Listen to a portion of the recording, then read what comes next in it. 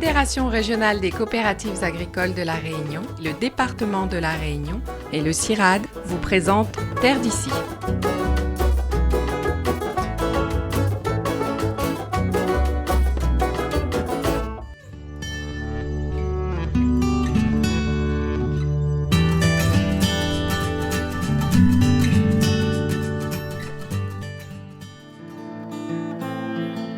Écoute bien la brise, écoute son romance. Oublie la peur, oublie la mort. Les pieds sur terre, la tête dans les nuages de ses interprétations musicales, Jean-Jules Morel est un agriculteur et un troubadour. Deux facettes de sa personnalité qu'il cultive l'une et l'autre avec passion. Il faut dire en effet qu'il a de qui tenir. Comme un braise si ton figure. Mes parents, mes grands-parents, ils ont tous été plus ou moins agriculteurs. Je dis bien plus ou moins parce que mon arrière-grand-père faisait plutôt de la cueillette, je dirais, arrière-grand-père. Mon grand-père était moitié musicien, moitié agriculteur. Je dis bien moitié parce que c'était des orchestres en cuivre à l'époque et ils allaient faire des balles. J'allais dire des beaux, mais c'est des balles. Hein. Ils allaient faire des balles partout à droite et à gauche et souvent la passion de la musique prenait plus le dessus par rapport à l'activité agricole proprement dit. Et voilà, ce n'était pas une agriculture qui était rationnelle et conventionnelle comme elle l'est aujourd'hui.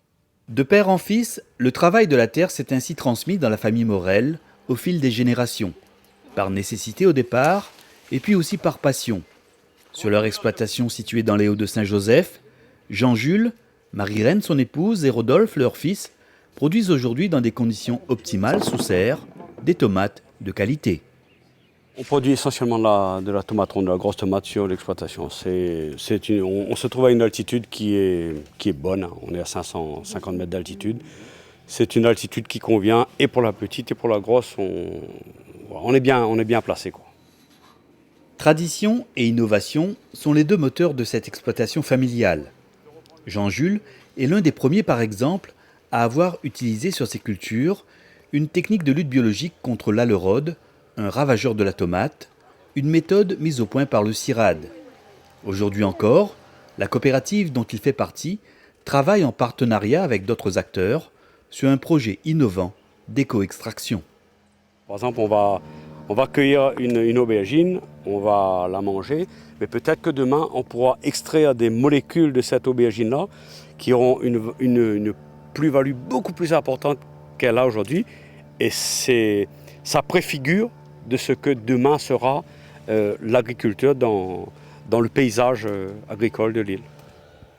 Si tu n'avances pas avec l'innovation, avec la technique, tu es en retrait, tu n'es plus dedans. C'est évident que chacun doit avancer par rapport à ce que mes ancêtres ont fait, ce que je fais, ce que mon fils va faire, ce que son petit-fils va faire. C'est une perpétuelle évolution, il n'y a même pas à discuter de ça.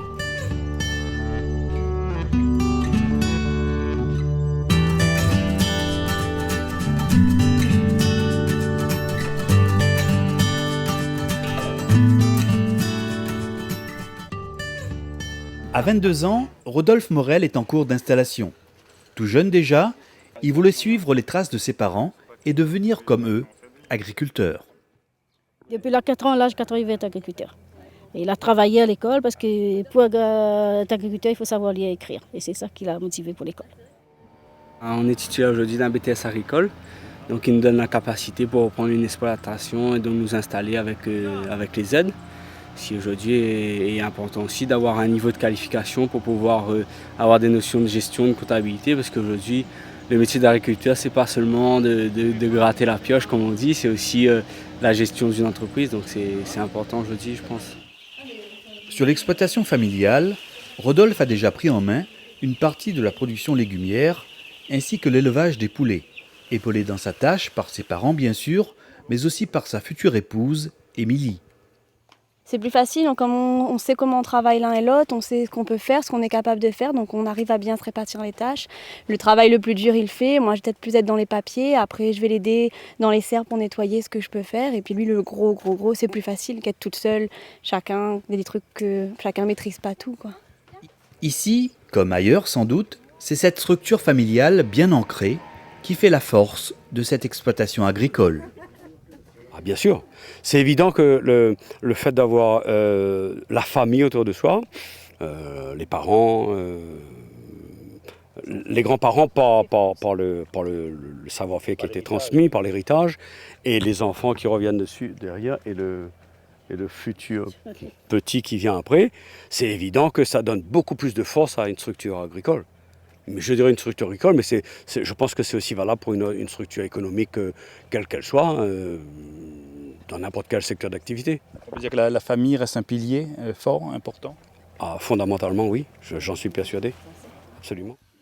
Une véritable philosophie, une autre vision de l'agriculture que Jean-Jules et Marie-Reine aiment aussi partager avec les visiteurs de leur gîte à Grand Coude. Ça m'a paru toujours évident que le monde agricole devait communiquer avec l'extérieur. Et quoi de mieux qu'une structure comme ça pour dire aux gens, pour montrer aux gens ce qu'on fait. Bon, j'ai la chance de pouvoir faire un peu de musique et de donner un peu plus d'âme à ce que je fais. Mais c'est vrai que chaque fois que les gens viennent ici, je peux leur expliquer mon métier, concilier le consommateur avec le producteur. Je ne peux pas expliquer pourquoi c'est arrivé comme ça, mais c'était un peu inné quoi, d'allier le métier de giteur, de table d'hôte et l'agriculture en général. Ça me paraissait quelque chose de complètement naturel et de complètement complémentaire les uns par les autres. Tim Alvarez, toutes son histoire. Tim Alvarez, son histoire.